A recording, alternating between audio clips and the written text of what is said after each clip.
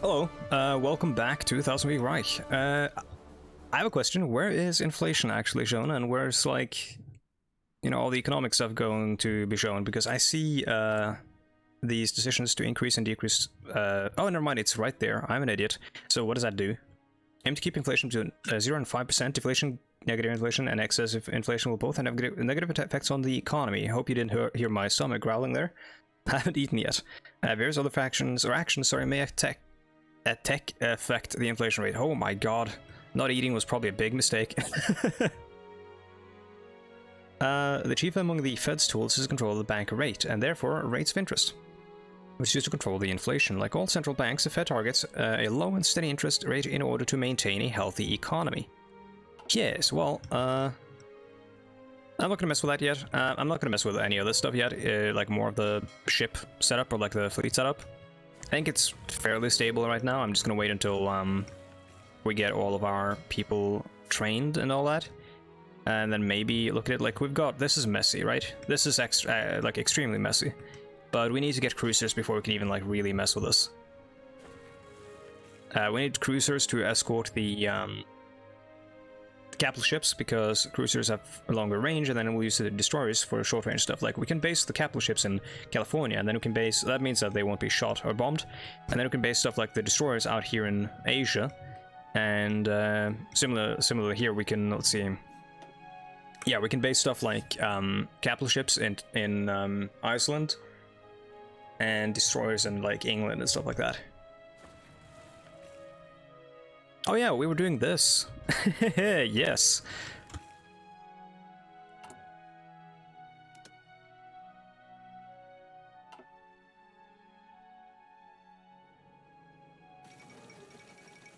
Also, apologies if my voice sounds a bit scuffed. It's because I streamed late yesterday and I'm kind of tired. Resigns. The protest. Oh no, that's the 4chan boy, the 4chan frog. Protests that had been steadily building steam and reached a peak, and seeing his power of the nation and army deteriorating, President Syngman Rhee was forced to resign and is believed to have left the country. Although he ruled under the pretense of an American-style liberal democracy, his relatively short-lived regime was characterized by authoritarianism and suppression of political and political and civil rights.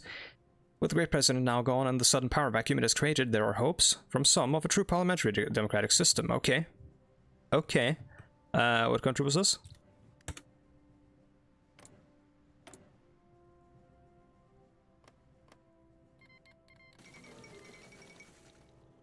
The Malayan National Liberation Army declared war on the Federation of Malaya.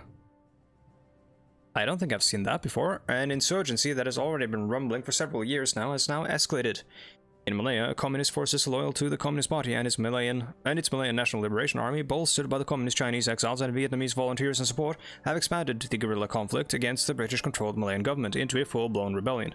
Seizing swaths of territory in the thick jungles of the north of the country, the British and their allies in Malaya are rushing to respond to the rapid uprising, but should have the upper hand. Most believe the uprising will be put down sooner or later. But its scale shows possible weakness in British authority in its territories around the world nonetheless. Oh no, it's another Vietnam. So here's the thing, we would probably want to, like, we don't like... America does a lot of messed up stuff like this, but America also doesn't like the idea of overseas empire, at least not when the Europeans have it. So with Vietnam, originally America was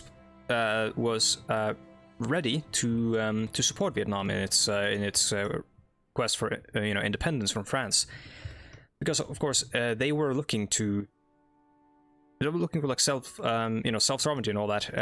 Basically the stuff outlined in the Declaration of Independence by the United States of America, and sort of modeled their idea on the American Revolution.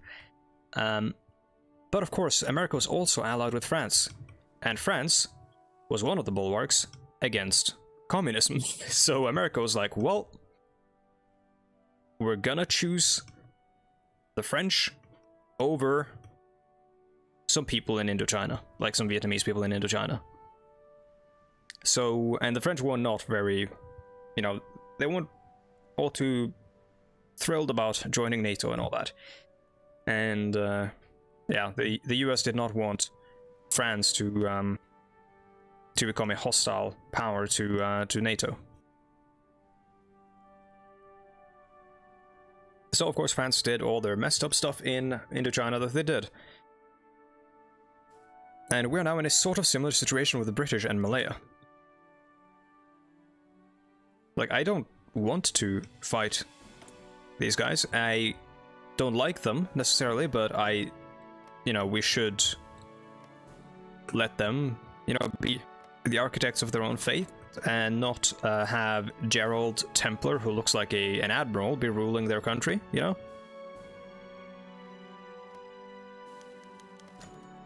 The veterans. They're everywhere, clutching signs that seem too jaunty for the ruined faces. Help an army boy out. Tokyo or bust. This was for Pearl Harbor. On the streets from New York to San Francisco, the hungry and dispossessed, fearful and the scarred. 6 years after the surrender of Japan, their last casualties live on in people seared by the atomic fire, in invisible wounds that will never heal so long as their carriers remain alive. Radiation poisoning was a poorly understood topic at the time of the bombing of the Olympic campaign, and its true effects first came to light with the treatment of thousands of US soldiers suffering from what would become known as advanced radiation sickness.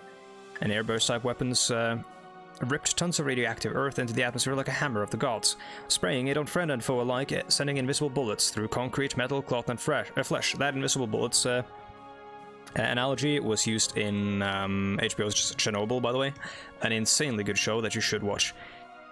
The monstrosities recorded in the civilian death toll and the overwhelming of hospitals in the newly occupied Japan made headlines worldwide, but the cancers and the prolonged burns of the nuclear bombings induced were only discovered later, and the Veterans Medical Administration continues to struggle with patients it cannot afford to treat.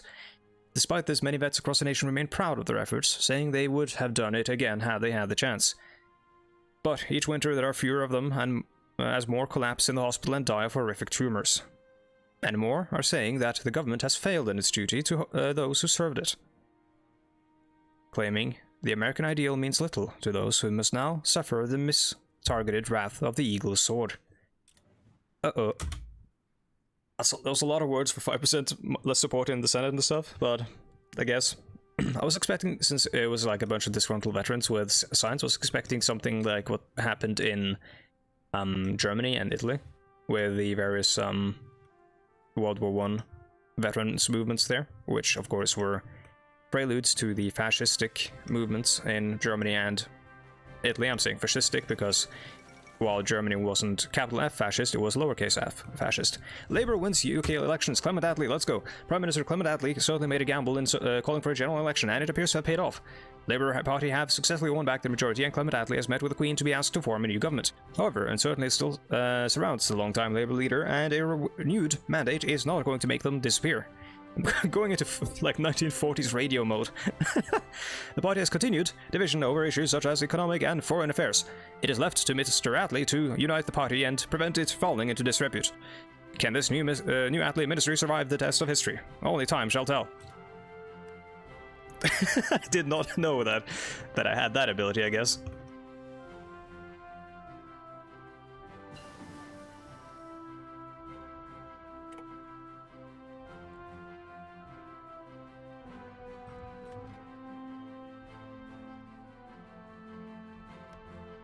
Kingdom of Sarawak are also fighting, it seems. Wait, what is happening? Who are you fighting?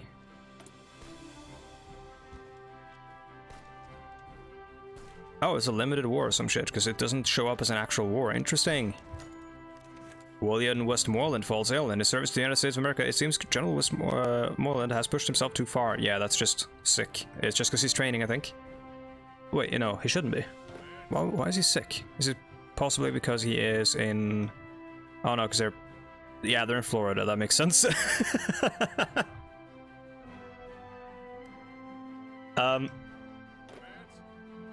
We need to get you to an airport, I think. Yeah, and we need to prep you for... Oh, wait, no, yeah, all of them. We need to prep the paratroopers. Where do we want to drop the paratroopers? Probably on Havana. But that's actually bad. Dropping them on Havana actually means that they will have to fight... We could probably drop them there, right? And then we can... leap onto Guantanamo. Dropping them on, or drop them here, for example, and see what's going on. Dropping them on top of a city is a surefire way to kill them, because they will be... the city will be defended. So I can't send them there because the country's not at war yet. Yet, I say. Let's just send the paratroopers over there, actually. Let's do one of these, because I don't know if it even works when you do the other type of order. When you just use the train thing, this thing. Strategic redeployment. Okay. Whenever you're ready, Hoi4, let's grab some tech. I want... That wins in Korea, okay, with a fresh election held since the resignation of Syngman Rhee. Okay, it was in Korea, of course. A broad coalition of left-wing parties have won the vote in Korea, beating the moderate conservatives and liberals running against them. Oppressed by the old regime, socialists of all kinds, from anarchists to moderate socialists to nationalist communists, banded together to win or in power in the election. The threat to the new government from reactionary forces is great, but if it is not overthrown, a new battle will begin among the left wing as to the direction the country will take. Yet that is a dangerous battle, because generally, in those battles, the communists win.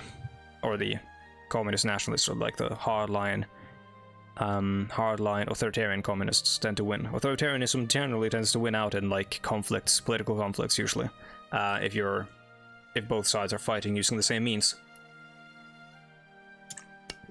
The reason being that the more authoritarian, more extreme people are willing to go a little bit further. But that's not always the case. Sometimes they do not win. But I mean, it's that whole like age-old meme, like, you know, Marxist-Leninists say like anarchism never works, and then the anarchists are like, or like, you know that Eric Andre thing where, you know, he shoots, is it Hannibal Buress? He shoots Hannibal Buress, and then Eric Andre is Marxist-Leninism, Hannibal Buress is anarchism, and then the Marxist-Leninists are like, why would anarchism do this? Or why would the United States do this, for example?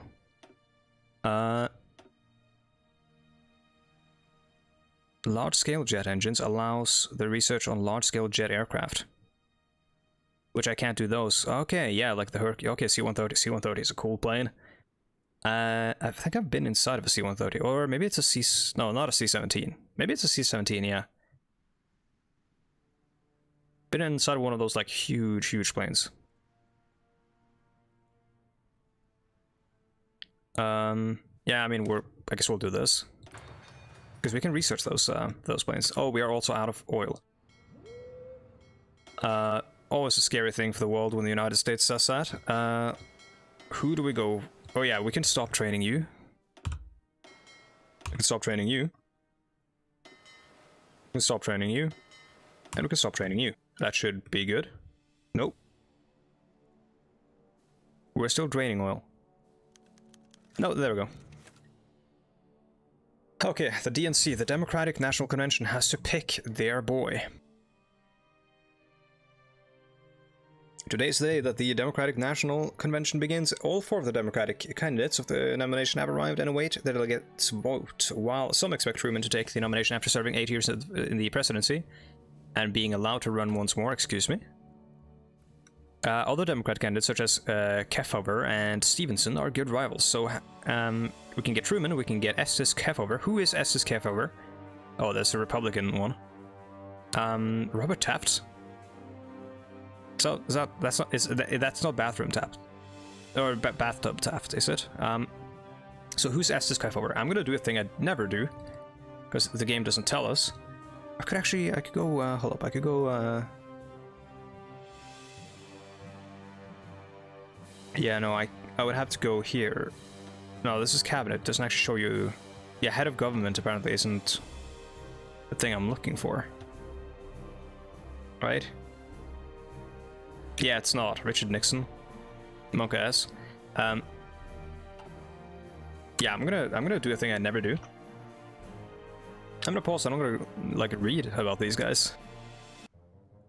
Oh yes, I've done some reading on the Democratic National Convention, and I mean, I think it's pretty easy which one we're going to go for. We're going to fix some of these issues of the country. So Harry Truman is just more of the same status quo.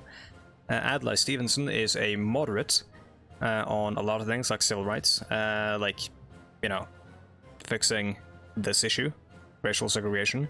Strom Thurmond does not want to fix this issue. He voted against the Civil Rights Act in 1964 and endorsed Republicans in order to prevent it from being a thing. So that's not a really cool guy.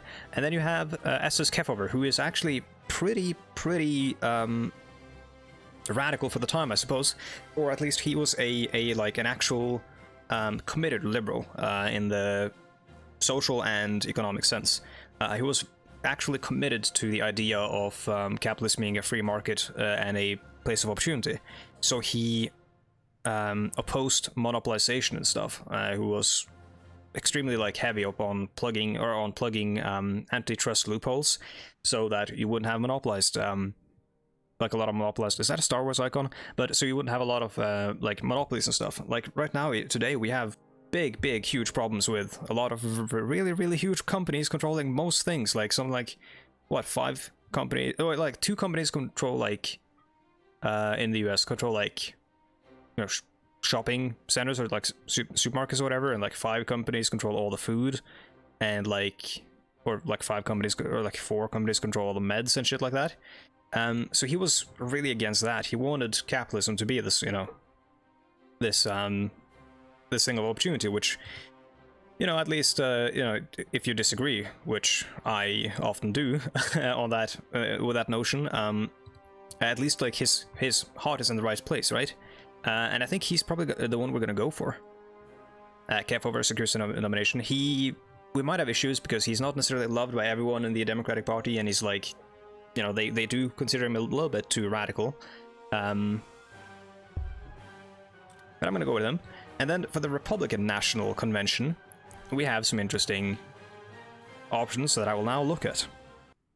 Alright, we're back, and now I have some really cool stuff to tell you. So Douglas MacArthur, we know him, he's kind of a piece of shit. Robert Taft is a hard-line conservative Republican, and he very strongly anti-union, opposed the New Deal, FDR's New Deal and stuff like that.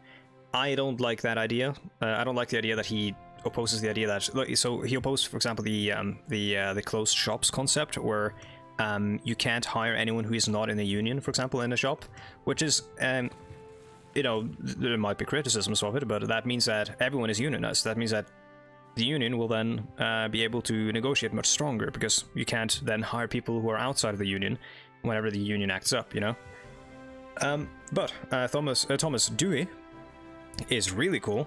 He's a really interesting figure because he is he was a lawyer, I believe, prosecutor who took down Lucky Luciano, like the gangster from Boardwalk Empire, I believe it's in. And yeah, he was like hard on organized crime. He was a staunch like anti-communist, though. And all that, which, I mean, that's not all that uncommon, but was very in favor of the New Deal, or at least most of the social programs of the New Deal. So he was, for social welfare, so could somewhat be considered a moderate liberal part of the Republican Party. And of course, liberal meaning something different from the way people use the word today.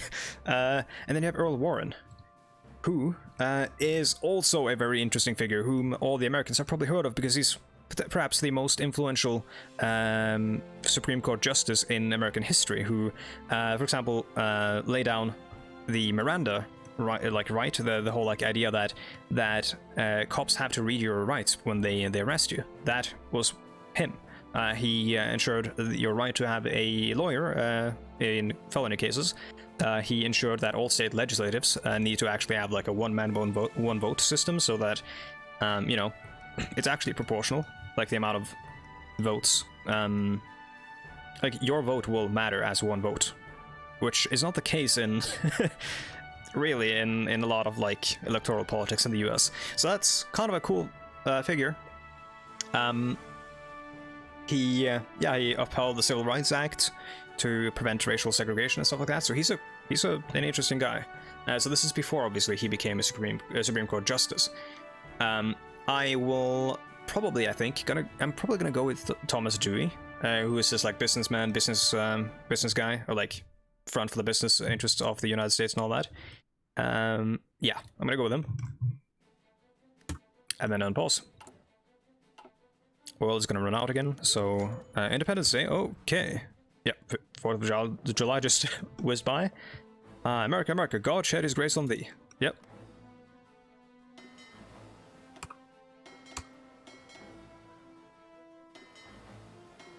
See anyone we don't need?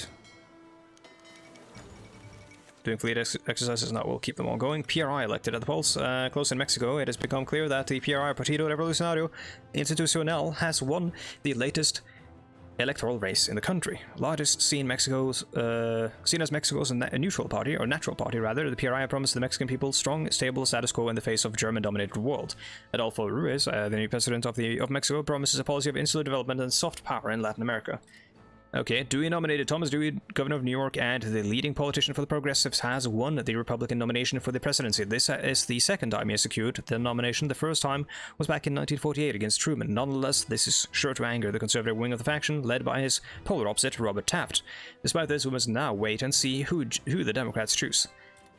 Well, the Democrats, Estes Kaiserreich has been chosen by the Democrat Party as their presidential candidate. He will run against a Republican in the coming election. It didn't say much about him, but I'm not sure which one we're going to go with. I mean, we could go Republican and go with Dewey, who is a progressive Republican. Don't know if, yeah, that's Wallace, that's in the Social Democrat Progressive Party, that's a different thing, which obviously does not have any, any way of influencing US politics, because US politics is a two-party system, and will always remain so if the system exists in its current iteration, because mathematically speaking, eventually it will always slip into a two-party system, because of the current setup. Which is sad. And it can be addressed, and it can be fixed.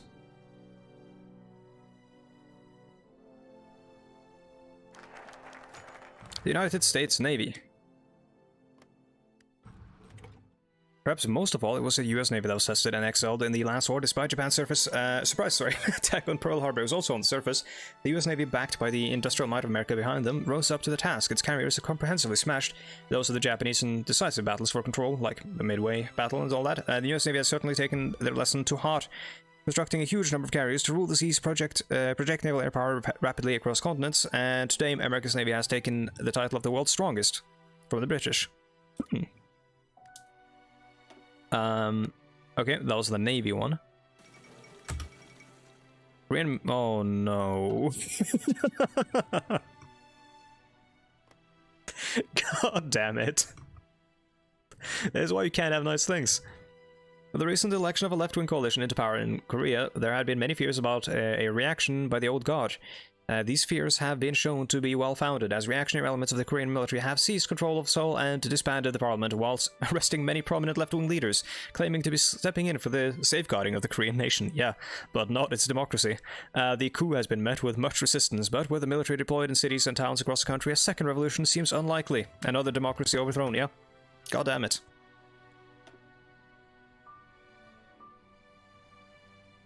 Let's see, naval station, Norfolk, not necessarily... Oh, COVID, all the necessary preparations have been made. We can now attempt to support a coup in the country and overthrow its government. There is, of course, some unavoidable chance of failure, but the best chance to succeed is now.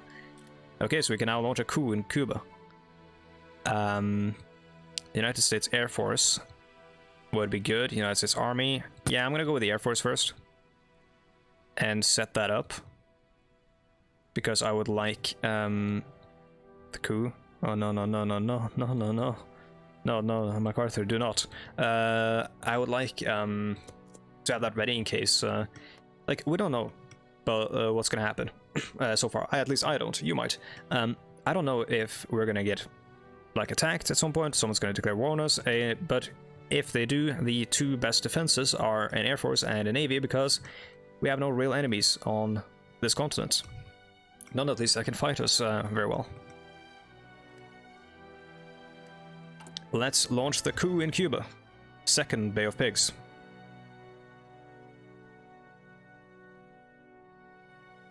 Yeah. Now we can lay the groundworks for opposition somewhere else. What just happened? Did the coup work? Nope, fascist still. UFO spotted over Washington, D.C. They'll call it the Washington Flap, the Washington Invasion, the crisis in the capital skies. This is where it's at Washington National Airport. Two people hunched over grimy screen, glaring at something that should be transparently impossible. Movements were completely radical compared to those of ordinary aircraft. Yeah. We have our own, like, UFO scare now. Coup failed, fuck.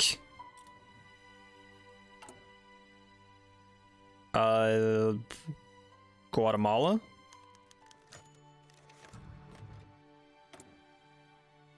Socialist, not the worst. I'm really mostly worrying about the fascist ones, because they might align with the Nazis. The socialists probably won't. What do we have else? Or elsewise, we have Dominican Republic. Fascist, yes. Let's prep the coup in the Dominican Republic. Debate rages in the House of Representatives as opposition representatives fiercely attack the policies pursued by the current administration. Yeah, we could let them complain, or we can hit back, which might lose us way more support, but it might also gain us support. So I'm going to try that.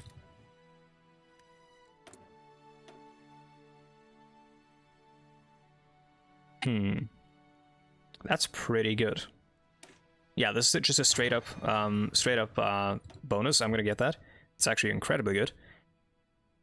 Excavation 1, I think, unlocks some decisions for resource acquisition, so I'm going to do that. Novosibirsk declared war on Krasnoyarsk.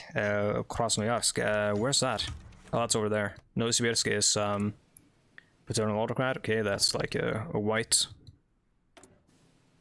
group, and then you have Marxist-Leninist Politburo. Okay, you've got, yeah, these Orthodox gulags. Oh no. Uh-oh. Yeah. Don't like those Marxist-Leninist warlords. It is kind of cool though that this is like a Cold War where you kind of know.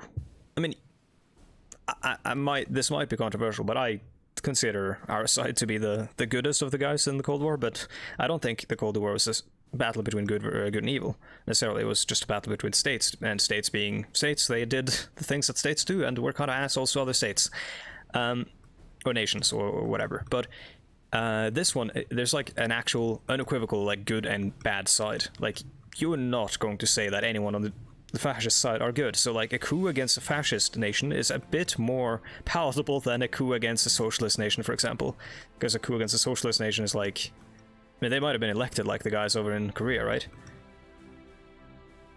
The press conference. The meeting room is packed with journalists. There is barely a room to breathe. What's going on?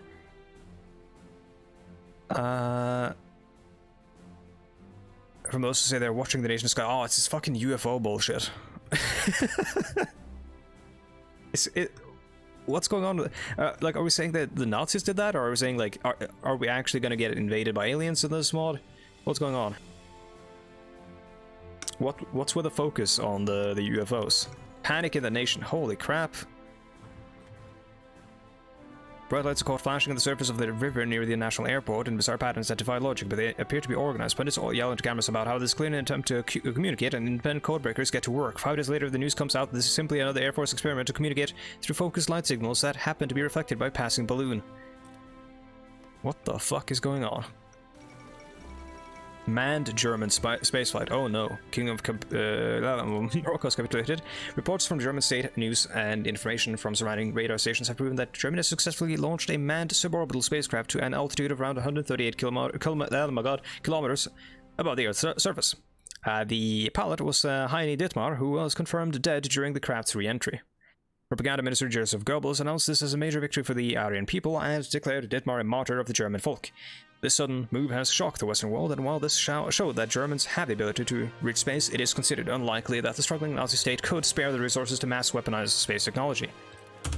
This is time for some Ronald Reagan Star Wars stuff.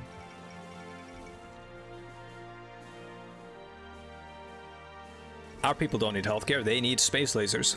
French African... Oh my god! Spanish victory in North Africa, yep. French African Confederation. Newly formed confederation is already facing a number of problems with widespread discrimination and a constant problem between French and African groups, okay. Well, I wish you the best of luck.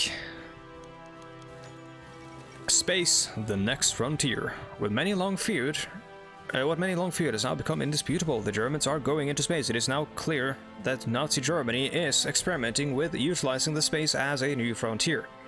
Or utilization of space. This is of course represents a grave security threat to our nation. Should we not be able to respond? Perhaps we should look into that direction too. Open space decisions, so we will go to space. End of the Algerian War. Yeah. Republic of Algeria. Social Democrat. Kinda cool. Larbi Ben Omahidi. Don't think that's how you pronounce that, but I tried. Francisco Franco, of course. Piece of shit.